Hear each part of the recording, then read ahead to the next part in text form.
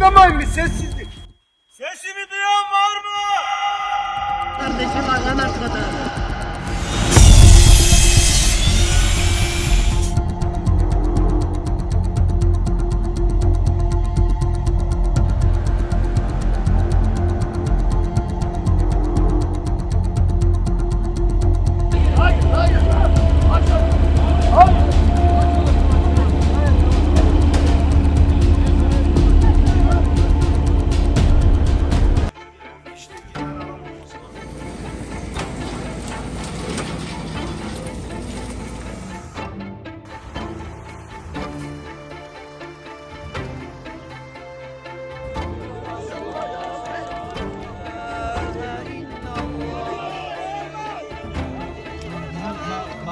Ramazan abi çok güzel.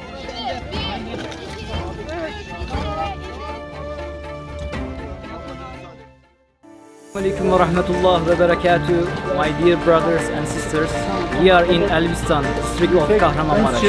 This is the epicenter of the second earthquake in Turkey. Intensity of earthquake is 7.6.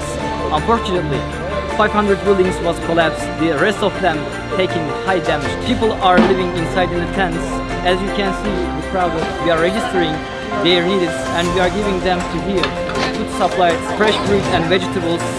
Also, we are giving hygiene sets, we are giving stalls, and we are preparing the hot meals and giving them 3 times in a day. May Allah accept your generous donation. Fi emanillah from Turkiye. Assalamu alaikum wa rahmatullahi wa barakatuh. Assalamu alaikum wa rahmatullahi wa barakatuh.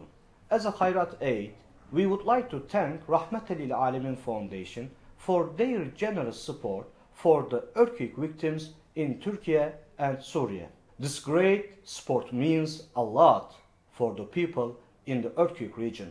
The donations by Rahmatel Alemin will reach tens of thousands of people in the 10 provinces, Turkey and Syria.